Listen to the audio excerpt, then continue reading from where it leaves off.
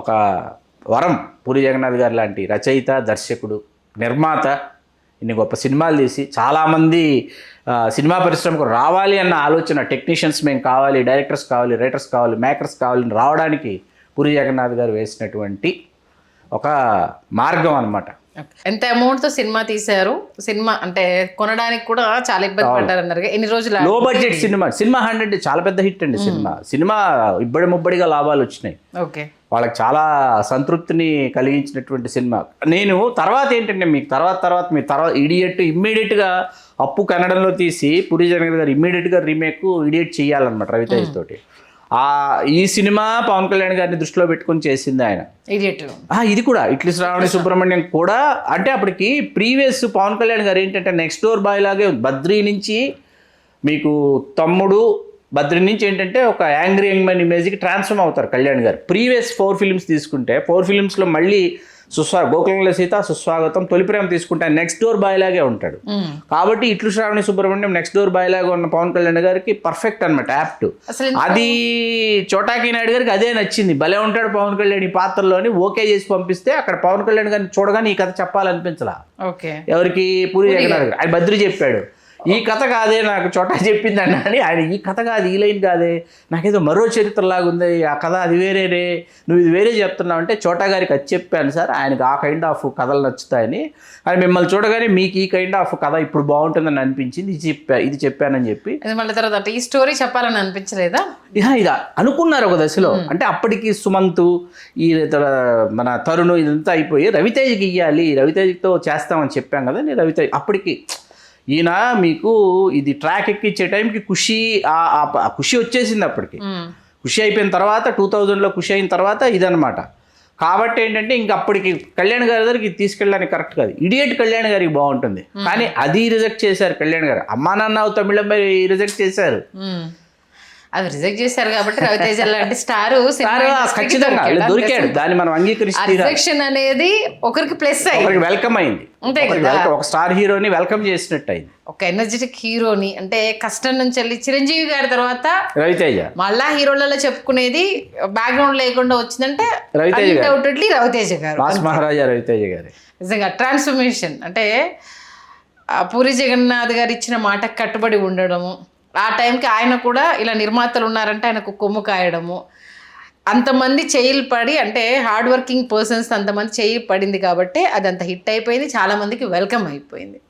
Hit వచ్చినా flop వచ్చినా ప్రపంచం అంతమైపోతుంది ఈ క్షణం అన్నా కూడా చిద్విలాసంగా చిరునవ్వు నవ్వుతా చేతిలో ఒక సిగరెట్టు, ఆ సిగరెట్ అయిపోయిన తర్వాత ఒక ఫిల్టర్ కాఫీ తాగుతూ నింపాదిగా ఉండేవాడే పూరి జగన్నాథ్. అందుకే చెప్తాడు కదా రవితేజ గారి సినిమాలో, ఏం సినిమా అది, నంది నేనింతే సినిమా ఫ్లాప్ అయిందిరా, ఏం చేస్తాం, సినిమాతోటే ఉంటాం, సినిమా హిట్ అయింది, సినిమాతోనే ఉంటాం, మనకు సినిమా తప్పితే ఇంకేమీ తెలియదు అనేసి ఒక డైలాగు ఎండింగ్లో హార్ట్ టచింగ్ అనిపిస్తుంది. ఆయన జడ్జిమెంట్ అండి. ఆయన దేశముద్ర విజయాత్రలకు బయలుదేరితే ఆయన ఆఫీస్కి వెళ్ళి, ఆయన ఆఫీస్ నుంచి డివి దానయ్య గారు ప్రొడ్యూసరు, పూరి గారు డైరెక్షన్. ఆయనకి విజయాత్రకు రావాలని ఉత్సాహంగా పూరి జగన్నాథ్ గారు బయలుదేరారు బస్సులో.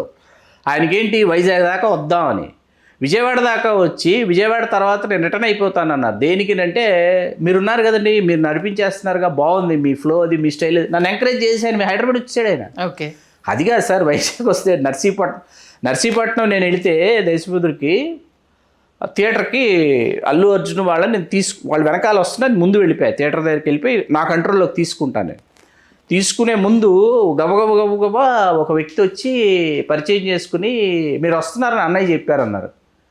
నేను ఆశ్చర్యపోయా. అంటే మీరు అంటే నా పేరు పెట్ల ఉమాశంకర్ గణేష్ అండి, పూరి జగన్నాథ్ గారి తమ్ముడిని, ఆయన నర్సీపట్నం ఎమ్మెల్యే చేశాడు ఆయన. అన్నయ్య చెప్పారండి, ఆయన ఒక ఆయన బుట్టు పెట్టుకున్నది ఉంటారు శ్రీకాంత్ గారు, ఆయన వస్తారు, ఆయన చాలా జాగ్రత్తగా రిసీవ్ చేసుకో, ఆయనే చూస్తారనేటప్పటికి ఆయన వచ్చి వాళ్ళ బ్రదరు రిసీవ్ చేసుకుని వెళ్ళేటప్పటికి అంటే అసలు ఎంత పూరి జగన్నాథ్ గారికి మనం గుర్తున్నాము అసలు అని అనిపించింది. కాబట్టి ఏంటంటే వాళ్ళు చేసిన సినిమాలు అవి చూస్తూ మనం ఏంటంటే మనం కూడా ఆ సినిమా ప్రపంచంలో ఉండాలి, లేకపోతే సినిమాల గురించి మనం తెలుసుకోవాలి, మనకు తెలిసిన 4 మాటలు రేపటి తరాల వాళ్ళు తెలుసుకోవడానికి మనం మాట్లాడాలి అనేటటువంటి ధోరణిలోనే మనం మాట్లాడుతున్నాం.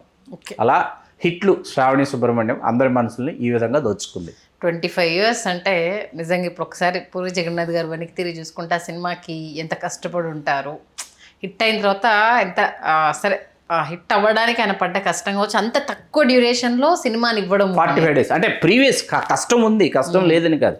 అంటే ఏ ఆలోచన వృధా పోదు, ఏ కథ గొప్ప కథ మంచి కథ ఏదైనా సరే దానికంటే ఒక రోజు వస్తుంది, దానికంటే ఒక రోజు రాసి పెట్టి ఉంటుంది. రాముడు భీముడు స్క్రిప్ట్ డివి నరసరాజు గారి దగ్గర 7 సంవత్సరాలు ఉంది.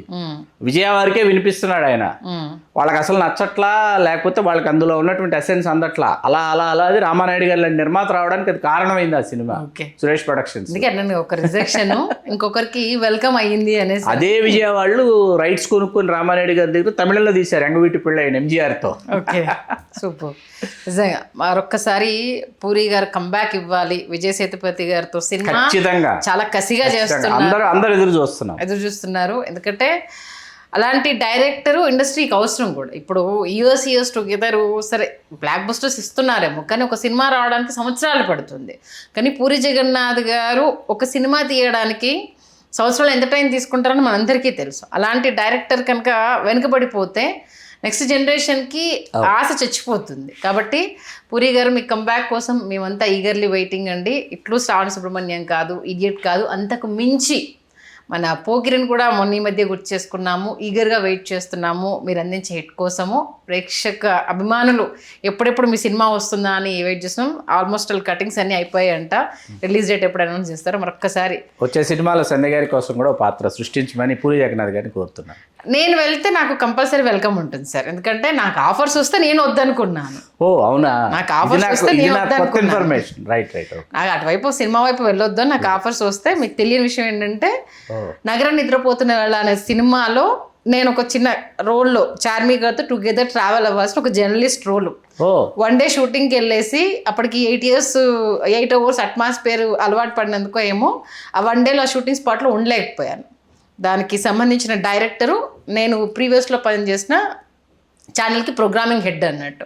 ఆయన ఫస్ట్ టైం నన్ను చూసినప్పుడు నేను సినిమా తీస్తున్నాను, సినిమాలో నీకు ఒక రోల్ ఇస్తాను అనేసానంటే మనకు అవన్నీ సెట్గా వస్తానంటే ఒకసారి నీ జర్నలిస్ట్ రోల్ అక్కడ ఇస్తాను అనేసానంటే చార్మితోటి నేను ఇంకొక జర్నలిస్ట్ ఇద్దరం టుగెదర్ ట్రావెల్ అవ్వాలి. 1 day షూటింగ్కి వెళ్ళాక నాకు అట్మాస్ఫియర్ చూసి అదొక వింత ప్రపంచంలా అనిపించేసి ఇమ్మడలేను అని చెప్పేసి సినిమాలకి టాటా చెప్పేసి ఇటు వచ్చేసాను. అద్భుతం అండి, ఇది అద్భుతమైన ఇన్ఫర్మేషన్. మొత్తానికి అయితే ఇట్లా శ్రావణ సుబ్రహ్మణ్యం గుర్తు చేసి నేను థియేటర్లో చూశాను అనేసి నేను కూడా ఒకసారి గుర్తు చేసుకునే అవకాశాన్ని కల్పించినందుకు ధన్యవాదాలు శ్రీ. ధన్యవాదాలు సంధ్య గారు. హలో, తెలుగు రాజ్యం ఛానల్ చూస్తున్నారా? సామాజిక రాజకీయ జీవన చిత్రణే తెలుగు రాజ్యం. అతిశయోక్తులు అసత్యాలు ఉండవు. రాజకీయ కోణం కాదు, ప్రజా కోణమే కొలబద్ద. తెలుగు రాజ్యం వీక్షణ మీ ఉత్తమ అభిరుచికి నిదర్శనం.